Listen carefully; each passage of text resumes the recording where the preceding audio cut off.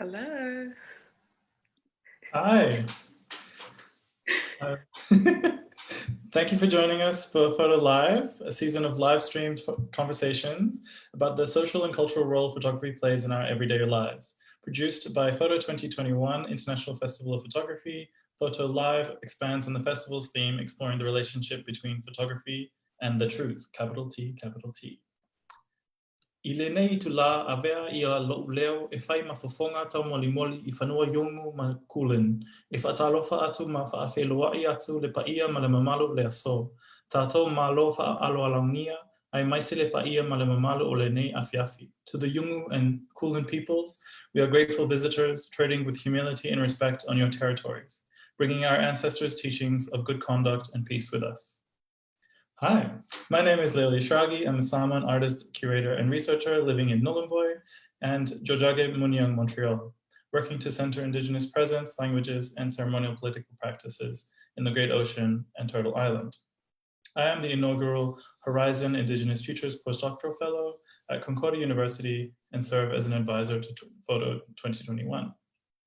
I'm joined this evening by Photo 2021 artist Atong Atem, South Sudanese artist, and writer from Bor, living in Naarm, Birranga, Melbourne, who has exhibited in New York, Amsterdam, Melbourne, and Sydney. Atong will present a new commission for Photo 2021 at Museums Victoria Immigration Museum. This conversation will last around 30 minutes. If you are watching live on Facebook, feel free to post your questions and comments at any time during the talk, and we'll get to these at the end. So, Atong, let's revisit a few questions and concerns that have been prominent in your artistic practice in the last 5 years, since we've been collaborators in Wurundjeri and Bunurong territories, so-called Melbourne, and beyond in the wider world. Reflecting now on your studio series, which marks the first time we worked together in 2015-16 for the curator project, Wanumi Lefau at Gertrude Contemporary as part of Next Wave's Emerging Curators program, could you reflect on the rich portraits with your close peers and the texture of Black visuality that you are affirming?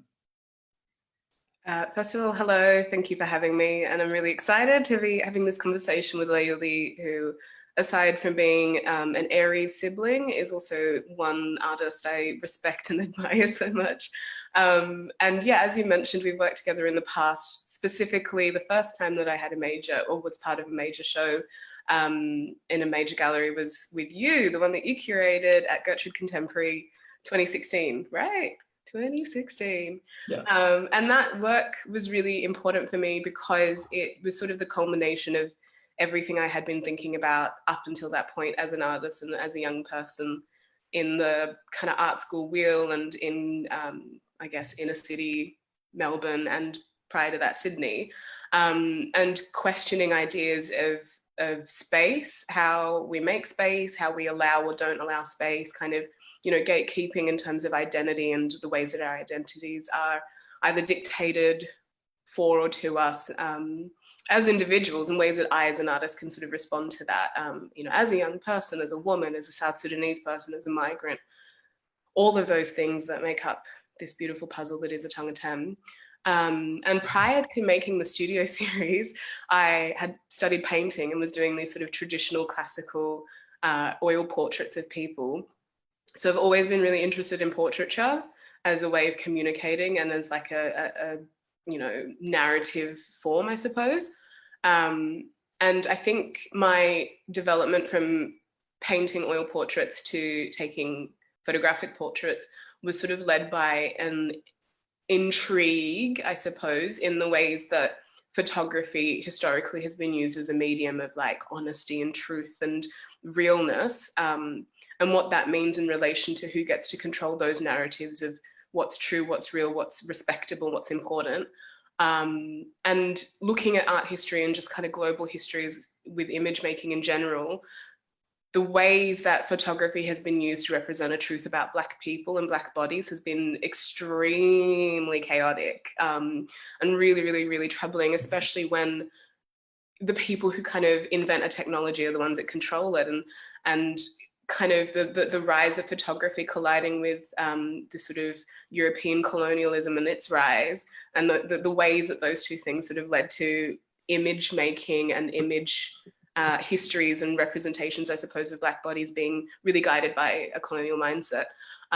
It was just really confronting to me that if I was to sort of pretend to have no relationship to art history and to just sort of look historically at the first times that Black bodies were presented in photography, it's all ethnographic imagery and it's all really biased, really kind of traumatizing stuff. And yeah, it would be kind of easy to believe that they are the only kind of significant images of Black people that exist in photographic history, until, of course, then I came across the really vibrant, really rich, really amazing world of like studio photography, specifically in West Africa, and learning about that history and that response to like European colonial photography and ethnography was such a turning point for me as a student and as an artist and as a person, because it sort of gave me language to be able to, I don't know, talk about bodies and identities that I relate to in terms of what I feel excited about: color, you know, form and patterns and excess and this vibrancy that is in response to I guess trauma, but has so much more to it than just being sad about our traumatic history. And so the studio series was sort of how that kind of manifested. And I'm gonna share a screen of some of those images so that I can talk about it whilst talking about it. Thank you. Yeah, I hope that sort of does the thing of giving it context a little bit. Because it was sort of the first time, I feel like it's important for me to note sometimes that it was the first time that I had worked with photography as a medium. And I wasn't trying to do anything that was new or profound. I was just really curious in what it means for me as a South Sudanese woman living in this country to respond to a pre-existing history of image making that I relate to. So the models that I use, this image, which I think we can all see now. Yeah, cool. This is a Dut, and she's a really close friend of mine who no longer lives in Melbourne, but you know, she kind of, to me, is like, you know, one of the first people that I met here. So I have like a really profound connection to this series of works. And she's a young South Sudanese woman as well. And when I made these works, my intention was to attach myself to a pre-existing history and to like a language, a visual language that reminds me of home, reminds me of my family. And so the people that I chose to photograph were people that had a relationship to that visual language as well. And when I recruited my friends / models, it was really easy for me to say like, okay, what we're going to do is a series of photos in which we emulate those photos in our family albums. And it's very like wink, wink, nudge, nudge. Like I know exactly what you're talking about. And that's really profound to me, that there is this existing history. And I'm really excited that there's a huge like rise in popularity of this kind of imagery and this sort of history of African photography, because it's not new. It's just sort of like maybe not been as celebrated in the past. Yeah, that's my long-winded response to your initial question. Thank you. Yeah, I really feel that that it's such a refusal to speak back to colonial photographic work and practices that capture and exoticize Black peoples as like, you know, colonial objects. And I just wondered, do you feel that this series has kept you from being co-opted by wider society, meaning that this image making practice, this lens-based practice remains determined by yourself and by your peers as diasporic Indigenous African peoples, you know, kind of not having to, centering your own audiences and your own selves rather than having to speak back to the archive? Oh, that's such an interesting question, because I do think about that a lot. What does it mean for me to respond to like, I don't know, pressure or expectation or some sort of boxing in or whatever, versus responding to just existing as a person in the world? And are those two mutually exclusive? I think I intend to make my work for myself and for people that speak my language. But the reality is that the majority of the time my work is shown and perceived by people and in spaces that aren't that, you know, like the majority of the people that go to exhibitions in inner cities aren't my immediate family, or people that literally speak Dinka, my language, or, you know, whatever. And that's not to say that we aren't interested in art. We're very, like, art is so universal. It's just to say that there are barriers of access into these sorts of spaces that I'm trying to like occupy and take up space in. And it's kind of interesting that in order for me to sort of push against this sort of exclusionary history, I have to exist in spaces that are still exclusionary, which means I have to respond to that exclusion when I'm trying to do something that sits outside of that within its own history and narrative. I think I can sort of honestly admit to initially as a young artist, especially going through art school, intending to respond to you know, those who, the gatekeepers or whatever. And I was trying so hard to like speak that language and to be so excellent within that space that I was approved of, more so than trying to like question why I needed to be approved of to begin with. And the kind of art that I made initially was like earnest, but motivated by a desire to feel like I belong within. And I think that since moving to Melbourne, since kind of engaging with like a diaspora, mine and others as well, and engaging with, interestingly enough, more global artists and global ways of thinking within an art sphere, I've kind of shrugged this invisible burden that I gave myself, that I felt the need of, like, you know, representing a community or my community or some communities or whatever. There's still that pressure and there are still things that I need to be really cautious of at all times. But yeah, I don't know, navigating. Yeah. Growing, but navigating. Definitely. If we can move on to discussing your another body of work, the Come Home series. Yeah. I'd really like to reflect on Facial Geometry 2, which was presented as part of your solo exhibition at Blindside, as part of Channels Festival in 2017. And in this work, you ask yourself and the viewer multiple professionally compelling and emotionally raw questions. I think, you know, the next kind of movement in your intellectual and artistic journey from what you're just talking about, and a lot of the questioning of one's role in the arts ecology, and also the kind of importance and the significance of photography, of video practice. So I'll just read a few of these questions and then we can revisit some of the feelings of that time and also if they've changed to today. What is the worth of a community if its members are too traumatized to function? Are you refusing to acknowledge art practices that exist outside of Eurocentric histories? Are you refusing space for ways of viewing and not viewing art that exist outside of exhibition, archiving, preservation? Are you fetishizing people and their histories instead of doing your research?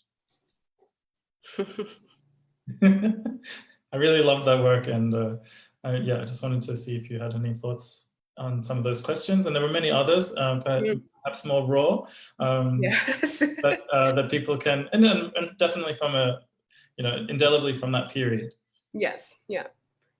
I think, yeah, it was a turning point. That Blindside show, which was, I think, 3 years ago, was such a turning point. Firstly, in that it was, I think, the first time that I showed works, self-portrait works, publicly, and I was working what was for the video. What is it called?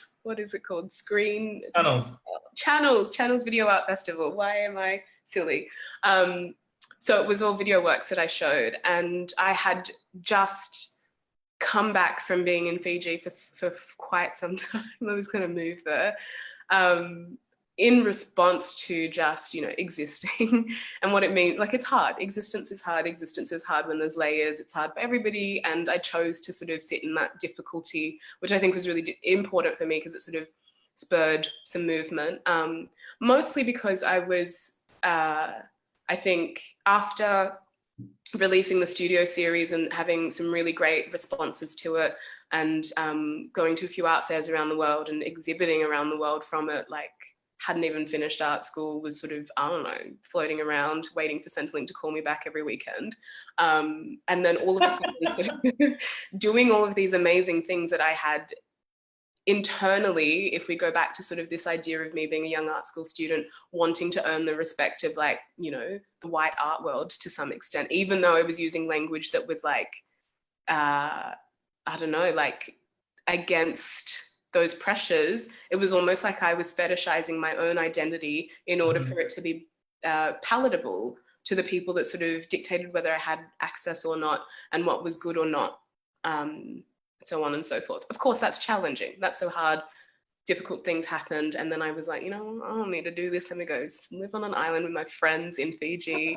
Very grateful to have friends who lived there. So I stayed with them for some time, and it was so profound that I felt the most at home in a place that I have no connection to whatsoever. You know, I've been in this country since 1997. We could argue that it's my home. I'm from South Sudan, and I have like a spiritual, familial, personal connection. We could argue that that's my home. You know, grew up on the central coast of New South Wales and know it like the back of my hand. That could be my home. But it wasn't until I was situated, comfortable, nurtured, and relaxed, no pressures. No one cared what I was doing. No one, like, you know, as long as I was being like nice, whatever, buying some mangoes on the side of the road every now and then.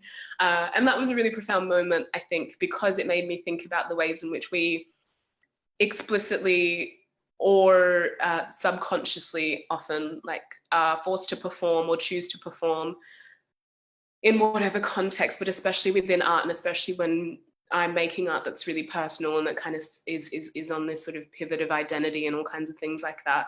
And it's almost like I felt that the more that I martyred myself as an artist, even if it wasn't evident in the product, but in the process, the more that I martyred myself as an artist in the process, the better that my work would feel for me, or the better it would be received. And that's not true. Like, that's not true at all. I'm sure it's true for some people. I'm thinking of like endurance performance artists, and like that's different. Yeah, and then coming back to Australia for a lot of different things, coming back to Melbourne for a lot of different things, and then have the opportunity to make work for channels. And I just couldn't shake these thoughts that I had that were projected outwards, for sure. Like the work, which I think I can share it a little bit here. Please do. The work is like, I'm asking you as the audience questions. I'm saying these things to you all, but there's also a like, let me just mute her. There's also a, like, I'm asking myself those things. I'm challenging myself. I'm like, why are you doing this to yourself, Atong Atem? Why are you martyring yourself? For whom are you performing? And what is the benefit? And you know, like once all is said and done, are you going to be like, okay, I lived my life and I ticked all the boxes.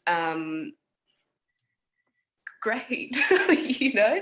Yeah, and I think after making these works and yeah, it was from that I then started doing lots of like self-portrait photos and kind of doing things that were more of a response to my own ideas and my own work rather than responding to the world at large, and speaking my truth in an intimate, personal way, which I think for me has been way more profound than trying to like, you know, be Martin Luther King Jr. or whatever. I think there's also that, you know, the component of the personal speaking to the universal.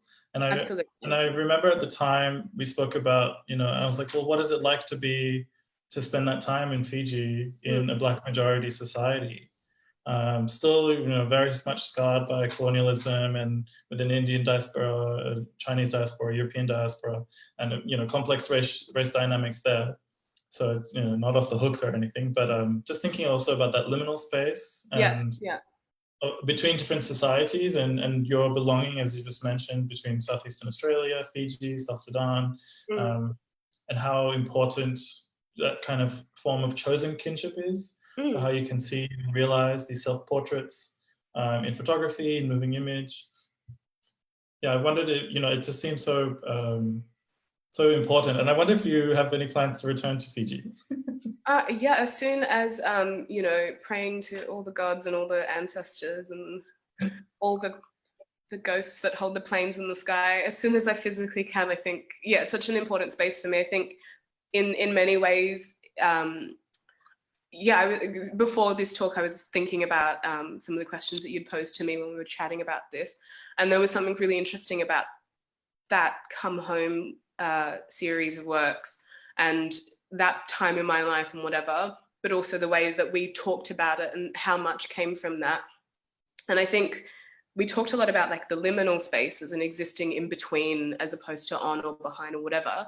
And also like this idea of home, of course, and like a sense of ownership to place. But I think at the end of the day, the reason that I felt such a strong connection, aside from having my amazing friends there and the kind of relatable history of Fiji and being in a place where people weren't put off or like, you know, anything by like my skin or my whatever. Aside from that, it was like a neutral space, partly because of that, actually. It was a space that felt really neutral to me because in many ways, living here in this country as a migrant, there's an expectation to be a certain way, to perform gratefulness, to blah, blah, blah, to be excellent or whatever, or at least grateful, to either be excellent or grateful and shut up. And back home, there's all these like kind of, and by home I mean South Sudan, there's all these issues there for me personally as a person in the diaspora, as someone who left and, you know, the seeds of war, blah, blah, blah. Whereas Fiji is so neutral. Like I have no personal history there. I relate to the space. It is a place with history. It's not ahistorical at all, but like, yeah, I was thinking you can start your own. Yeah. And it's like, I don't know, there's probably a lot of people in the world that go almost anywhere in the world and feel like that. So it was almost surprising and profound that there is somewhere in the world where I'm not conscious of like, you know, is this a place where I'm going to be uncomfortable or whatever? But that's not to like glamorize a place or to like, you know, yeah, but I think that's interesting. I also think about, especially around that time, we spoke a lot about emotional labor flows and how important they were and feeling really taxed by cultural institutions, kind of wanting a Dinka Art 101 or Samoan Art 101 or, you know, things that we were in the process of uncovering and learning ourselves. I think do you feel like that that from this position of today in isolation in 2020, thinking about photo 2021, that that we have the same kind of reticence around emotional labor, or do you think that we've maybe moved to a different place? I think it's hard to know if things have changed or if I've changed. Perhaps a little bit of both. I do think like specifically photo 2021 and that team, like, I don't know, it's hard to compare because everybody's so amazing and I know a lot of you all personally as well, but there's so much space that's been given for all of us artists to respond and to be honest. And the fact that the theme is truth is so profound, I think, because it's really kind of, aside from like, you know, you speak your truth and your truth is important or whatever, it's like, I think I've responded to the festival by investigating my own relationship to truth. What is true? What is, like, how do I feel about that? And especially with the medium of photography, which is so historically attached to like truth, which is why I kind of chose to make works that I suppose played with like tropes of fiction, like visual fiction, to present something truthful. And for me, truth and memory kind of collide in their sort of waviness. And it was really interesting to play with that and to have a space where I was able to kind of just do whatever I want, which also stressed me out because I'm so used to having you need some parameters. Right? I was like, I can do anything. Oh no, I'm scared now. Which is its own thing that I've had to sort of investigate, like being so used to being within parameters and having very limited resources or access has meant that I've responded to art making in a really particular way. Like my portraits, I do everything myself, which I didn't think was a big deal. I did not think that. I thought like everybody's like, you know, sneaking into the school library to use their MacBooks or whatever, and you know, or like, you know, doing their own makeup or whatever. And there are a lot of artists that do that, especially ones that I know. But when I've been in situations as of recent where I'm afforded the opportunity to have help or support or do whatever I want or ask, you know, that's stressful. And I'm trying to unpack that sort of, again, that martyrdom or that sort of innate sense of having to, I don't know, work for everything in a really laborious way. And again, with like emotional labor, there's that expectation that that's a burden for an artist to carry. And, you know, the result of that pain will be beautiful work or something. So again, it's been really, I don't know if it's me that's changed and I'm sort of maybe demanding better for myself or respecting myself more. But I would also like to think that a lot of institutions have changed, because in the 5 or so 6 years now that I've been in Melbourne, I've been to countless talks with people like yourself and Kimberly Moulton and, you know, countless artists, musicians and whatever of color and of you know, diverse gender expressions, all kinds, who have done so much work, so much research, and talked to institutions and presented public talks and lectures and workshops and whatever on ways to better serve the community as institutions or as curators or as gallery owners or whatever, ways to allow for more diverse access to these spaces. And I think people are listening because people like yourself have been there doing the work, doing the labor, the emotional labor. Still a lot to do for sure, but I think the fact that we've got Photo 2021 and all the amazing artists involved in the spaces that are being occupied to some extent, as well as even the Biennale, which like that was profound. And that's kind of like, okay, something's going on here, something's going on here. I hope that sort of answers your emotional question. Definitely. I wanted to, we're kind of coming to the end of our time, and I wanted to ask a question around your Lightwork residency in upstate New York in June 2018 on the shores of Lake Onondaga, and thinking kind of around what we've just been speaking about, the, you know, further literacy, further uptake in Black and Brown or racialized art histories, and your experience as a woman of color, a Black queer woman who's, you know, kind of able to you know, travel and do residencies and be in exhibitions. Do you think that your experiences as an artist and as a person in the world differ or mirror between the United States and Australia? I would say I'm going to share some of these photos that I took at Lightwork on my residency, because I love them and they mean a lot to me. So this work kind of led into the Portal series, which I think some of the images were shared in promotion of this. And I think, like, as a person in the world and going to this like community, upstate New York, just outside of Toronto actually, and coming across the South Sudanese community that had such a similar history to the South Sudanese community that I know here, that was really mind-blowing, because it's so easy to feel like you know, we exist in vacuums, and especially in this country, which is so like, there's just so much in this country. So-called Australia is an interesting place to live, and it's easy to feel the distance and the isolation of this like island country, and then to kind of just, yeah, it was really profound on a personal level to feel connected and to really kind of understand the meaning and the weight of the word diaspora. Like, what is a diaspora? To me, it's always been like, I am diaspora, a little bit Erica Badu, you know? But like, it's a real thing. It's a real community, and you don't have to, you know, relate or like whatever.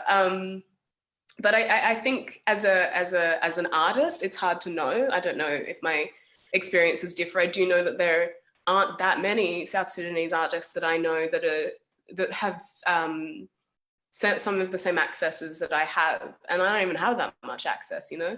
So I hope that like the louder and the more out there I am with my work as an artist means that, like, you know, my existence in the art world or in the world at large is like normalized.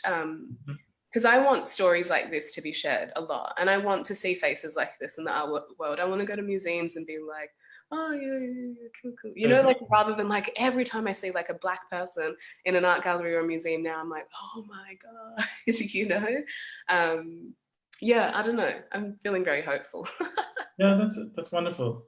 I'm also feeling hopeful. I wanted to kind of revisit also a little piece that I wrote for Lightwork's annual publication, reflecting on your residency there and this body of work, the Portal series that came out of it. And I know that earlier this year we were able to see an exhibition in Melbourne of this body of work. So I just wanted to, it's fresh in my visual memory of the things able to see before COVID happened. Yeah. And yeah, so just maybe bear with me. And as peoples of the water, Atong and I often speak about futures, imagining time and space beyond empires, emotions, and living without exhaustion, and the various negative impacts that we continue to hold in our bodies. We met in fellow diaspora displacement, relatively empowered to think, breathe, feel, sense, speak, and create for the positions of our respective indigenous peoples: Black, Brown, African, Oceanian, North American, European. We can only hold the memory and warmth of what we remember and know. Atong's moving image and still image practice is a form of seeking out home, heat, hearths in places near and far, intuitively engaging folks she knows. From our respective home isolation environments in Melbourne and up here in Nhulunbuy, how impactful does freely meeting new kin in the mall or park in that time from the kind of feel for you from the vantage point of today? Yeah, I mean, I should very quickly say that how I met the South Sudanese community in Syracuse was that I went to this place called Destiny USA, which is this giant, like 4-story, just huge mall that I couldn't even explore in like 6 hours. And the Uber driver that took me there was a South Sudanese guy, and he was like, "Hey, you're South Sudanese, right?" And I was like, "Yeah." And we chatted briefly. He invited me to church, and at church is where I met these young guys that I photographed, and I immediately felt like I was photographing my cousins or my brothers, and had this almost like actually kind of messed up thing that I had to unlearn of like a sense of maternal protection or whatever, because I think they spoke a lot about their experiences with like police brutality, similar to what's happening and has happened recently in Melbourne with the South Sudanese community. And there's this almost like learnt response to young Black men, where I feel a sense of like protection because the world does not love you or want you in a lot of ways. And I think that's flawed in its own way. And that's some stuff that I'm working through. But it's just like, it almost feels like that's 10 million years ago. I think being in this sort of isolation right now, there's a lot of things that have happened, and I'm just like grateful to be like well and to be healthy and happy for the most part. And I think it's just sort of like really, really kicked my desire to be out there. I'm a diasporic person. I'm someone who's traveled historically, culturally, and personally. And that's something that I think every time, it's interesting, as we've talked about my art practice, it's like every time I've made a series of works that I'm really proud of, it's in response to having traveled somewhere or returned from somewhere, almost as if I need a tactile response to the world in order to have that like visual response to the world. So yeah, I wasn't feeling stuck until you asked me this series of questions, and now I'm like itching to get out in the world. Well, yeah, I think it's like an interesting conundrum, right? Because as an artist, you want to be making things, especially in such a relational way, when your practice is so deeply influenced by your relationships and by what kind of futures you want to portray, to dream up, to realize. And yet we're all becoming a bit cabin fevery and less able to socialize IRL until it's able to happen again. It's almost 2 months of ISO. I wanted to also move on to discuss the Photo 2021 Commission, and see if you had some thoughts on this work that we'll be able to see very soon. Could you speak about how your commission on authenticity in fiction, to be presented shortly at Museums Victoria and Melbourne City Centre Immigration Museum, works with archives of colonial and insider image making, and through time or lens-based collaboration, and in so doing to push for a future where everything and everyone is safe? Yeah, there's just like so much like forward-thinking, forward-looking language in that, which is good. I'm really just well, I just feel like such a cynical person that when I read back on things that I've written or spoken on earnestly, it's like, oh, I'm full of joy, aren't I? I'm like, full of ray of sunshine. Oh no, that's another artist stereotype I don't have. Yeah, I think I'm really excited about the works. I'm really proud of them. I think I did stuff that for me felt really like joyful, but also like honest. And again, truth was something that I really loved interrogating in making these works, but more so like just the ways that I don't know, like fiction can be used to gaslight truth or something, or like ways of understanding can be used to like limit the weight of someone's truth or something.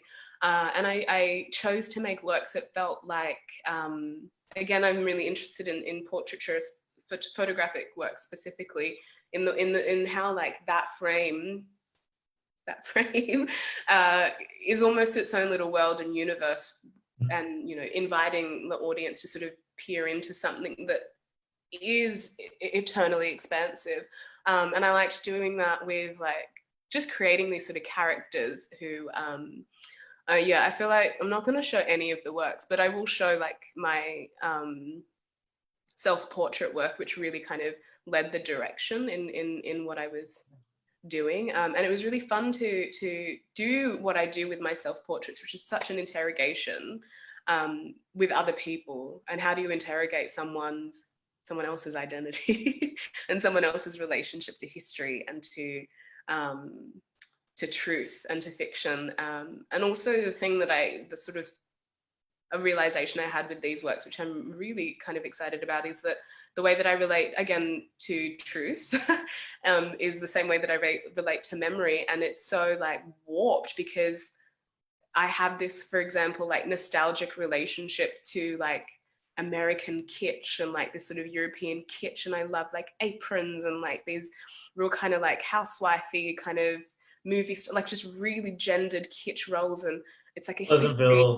Yeah, it's a history that feels really personal and intimate and ancestral, but that's not my history. It's just like, you know, what I've been fed. But also like just the performance of it all. Like I love the idea of, specifically when we look at the historic studio portraits, that it's such a performance, it's such an event.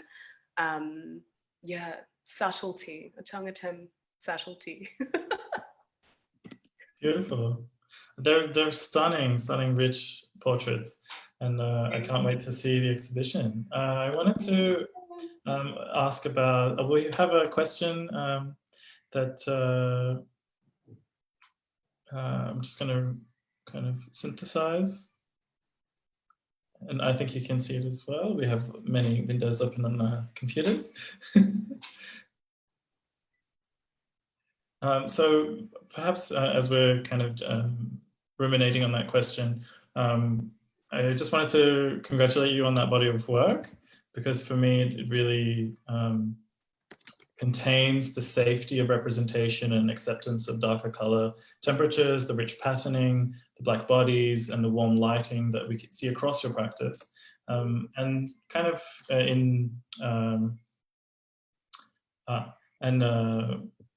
kind of across the kind of isolation period, I've been thinking a lot around museums and the future role of museums, and how peoples like yourself and I, you know, and Dinka people, Samoan people, are able to access cultural material in museum collections, and kind of there's really bizarre relationships that, you know, especially living in Arnhem Land and Yolngu territory currently, I'm able to access thousands and thousands of really significant cultural objects that were gifted by Queen Victoria to the British Museum, and these kinds of really bizarre relationships. And yet, perhaps in South Sudan, but definitely in Samoa, there isn't a place for our cultures to be like, to shine, you know? And I think about the kind of autonomy that you have as an artist, and in that, you know, the negotiation of viewership, and how to kind of bring someone into a Dinka or a South Sudanese worldview.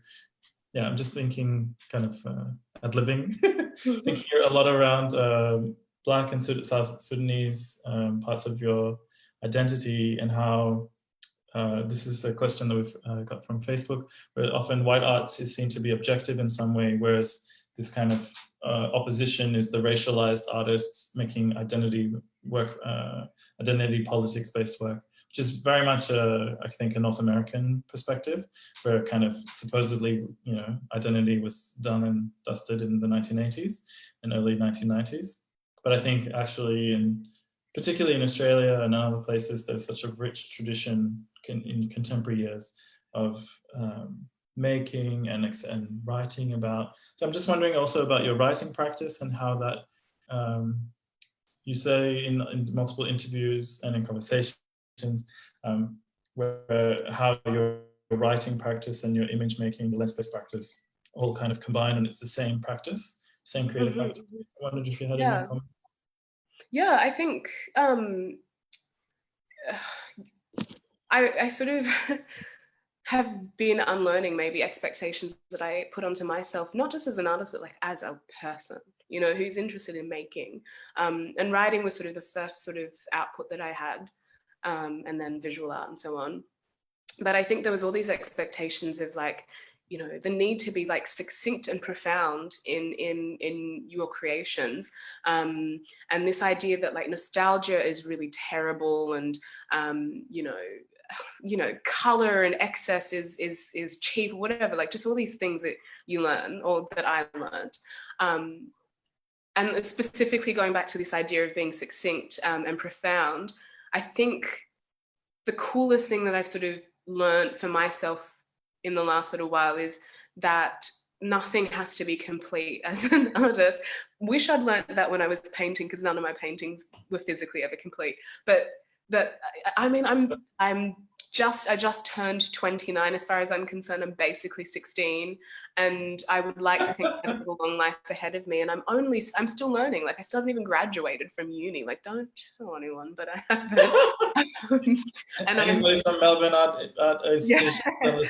Taking applications now for the honor of having Atong Atem as one of your graduates. Yeah, like there's just so much that I have to learn and that I would like to learn. And the idea that any series of works that I've created is a complete statement or a profound finale thing is just so like ridiculous to me now, because I believed that and I was trying to do that for so long. Now I think my approach to my work, to my identity, to my existence, to whatever, is that it's this giant, continuous, ongoing puzzle-like self-portrait. And you know, the things that I write on Twitter when I'm feeling serious or feeling it, and the like, I don't know, the response that I have when I'm riding my bike down the Merry Creek, or like, you know, when I paint sometimes secretly, or how I respond or post on Instagram or whatever, I am a nostalgic person, and I am like a wussy, fluffy, emotional heart person. And I have such a profound relationship to connection, to kinship, to self, to the world and where my place is in it, and to this idea of like, it's almost like I'm trying to piece together this fragmented identity. You know, all parts of me have been like destroyed by war, destroyed by colonialism, destroyed by what, not destroyed, dispersed, and I'm placing them back together. And I do that through my writing, through my video work, through recently I did this amazing poetry thing where I read some poetry, and this amazing musician El Shimada was playing violin, and I was like, this is part of my practice, this is part of my existence as an artist, this is really beautiful and profound. Yeah, this sort of like holistic image, or just making this holistic response to practice, that makes me feel good. And it stops me from having like breakdowns all the time, because there's no need for me to, there's nothing, I don't know, I was going to say nothing I say is true, which is, yes, let's put a pin in that. Nothing I ever say is true, and by that I mean like finite and forever. Yeah. And I'm allowed to evolve, and I'm allowed to reflect and respond. All my works have been responses, you know, like Studio Series was a response to a history I was learning, and then I made Portals as a response to the way that the Studio Series was so palatable to people who weren't questioning what I was talking about because it's pretty. And then people responded to Portals, not a lot, not everyone, but a lot of people responded to the Portals work as like creepy and like upsetting and whatever. And so I responded to that. And that feels like a beautiful, organic way for me to work. And it's also a way for me to not get lost in trying to be an artist. I'm just like, just doing it, I think. We have a few more questions from Facebook followers, and I just wanted to see what kind of responses you would come up with. What expectation would you have of cultural institutions engaging with artists in the community and cultural arts?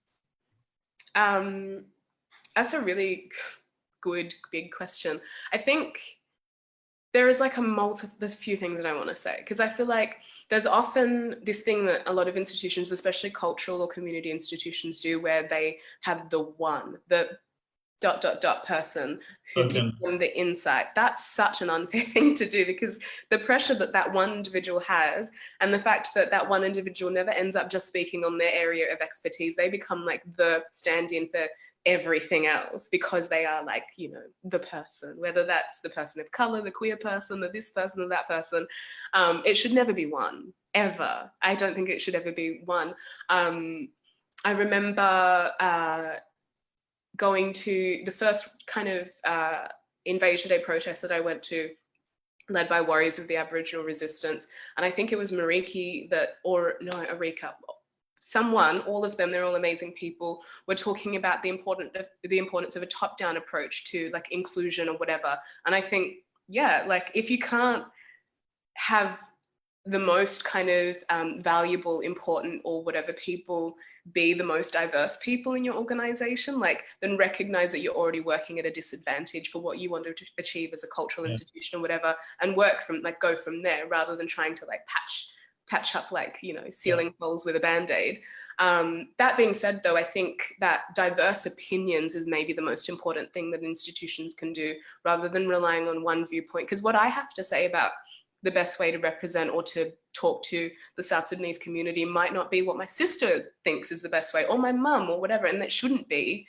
And it doesn't mean that you have to. I also think that sometimes institutions can fail when they try to do everything.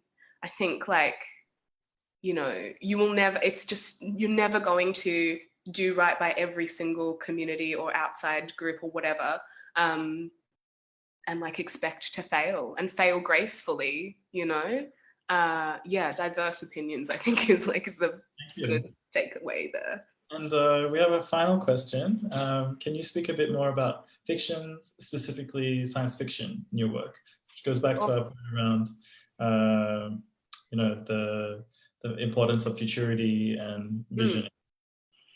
I just think that if anyone is taking any notes whatsoever during this talk, just like write down Octavia E. Butler, do as much research as you can.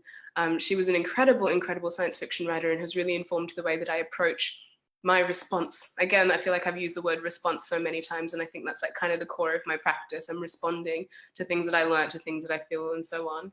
And I think my love affair with science fiction comes from the fact that it's a space of infinite possibilities. You know, it's not that far away from fantasy, but like it kind of encourages, you know, writers, creators, or whatever, to observe our current world and our actual histories, and jump off from there. And I think that's what all artists do. I think, especially like in photography and artists who use technology, there's such a science fiction response to making, whether, you know, you're privy to that idea or not.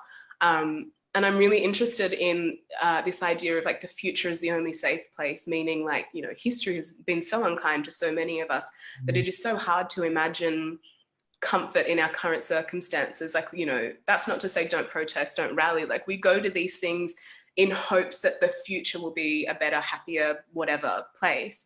And I'm just so intrigued by that, like that it's, again, to go back to what I said before, it's almost like we accept sort of a martyrdom that we are the generation, you know, many generations have experienced this, where this current thing, whether it's the climate, the economy, population, whatever, it's not good enough, and it's not going to be good enough in our lifetime. Therefore, we have to pave a road and imagine a future. Because if you can't, you know, if you don't imagine it, it's never going to happen. And this responsibility of creating the future so that it can happen. And I think that sort of, in a really fantastical kind of bright, colorful, technicolor way, is what I'm doing with my art practice, especially in this country. I'm like imagining the future so it can hopefully happen. Thank you so much. Thank you, Atong, for joining us this evening on that beautiful note around the future and the possibilities that we're realizing today. To find out more about Atong's work, you can read her Q&A on Photo 2021's website, photo.org.au. You can visit To Be Real at Museums Victoria Immigration Museum when it reopens in coming months. Please check online for more information. Thank you, Photo 2021, for hosting this event, and founding partners Naomi Milgram, Bill Bowness, and Mark Henry for their ongoing support. Special thanks to live captioners Lachlan and Marissa. Finally, all the talks from Photo Live are now available for viewing on photo.org.au. And I wondered if you wanted to say something. Just lastly, goodbye, or thank Mother's Day. Thanks to whoever tuned in. I'm surprised that was hi. Thank you, everyone. Thank you for joining us. Be kind. I don't know. Thank you for your support tonight, and happy Mother's Day to everybody. And really, really lovely to join in this conversation with you, Atong, as always. Thank you, Léuli. You're the best. You are.